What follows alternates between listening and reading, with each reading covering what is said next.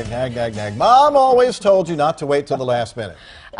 And Steve Noviello has the same advice as we get ready for the early alarm clock Monday, first day of school. For probably 90-ish% of the kids, Monday's the first Yeah, day. you know, of course, a lot of teachers went back this week. Even some students went back this week as well. But now is the time to kind of act as if when it comes to that back to school schedule. Professionals advise it is best to ease your way back into things by making the switch this week. Don't wait until next week, folks. A lot of kids may look at this week as the last week to stay up late or the last week for relaxed rules.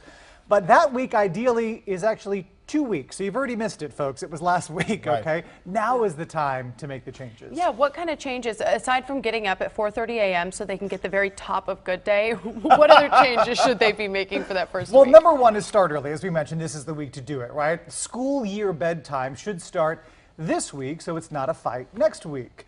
Starting with this, electronics. They should be shut off 1 to 2 hours before bed. That gives your kids' brain time to settle down. Now, not only do we see kids using electronics right up until it's time for bed, but we also see them using them in bed, which is a big no-no. Yeah, and good luck marshaling and enforcing that rule. Because at the end of the day, moms and dads are tired and they just want to relax themselves. Simple solution. Ready? Don't allow your kids to store or even to charge their devices in their own room. Remove the tablet and the phone or the Game Boy from their sleep space when it's time for bed. Devices should be stored in your room, and electronics should never be used in bed. You may recall a story I did about a cell phone battery which overheated and smoldered when a little girl fell asleep with it under her pillow. There is a physical danger here, folks, but also experts say the bed should be only for sleeping. Electronic use or even reading should be reserved for a desk or a chair or even a beanbag, but never in bed.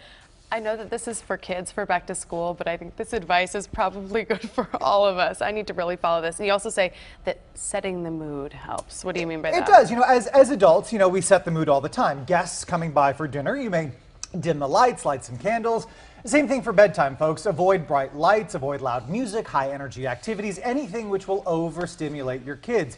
It's also a good idea to lead by example with good sleep habits yourself. And above anything else, stick to the rules. No matter how much they push or resist, bedtime is bedtime. And remember, you are the boss. And if not, then Steve Noviello said so.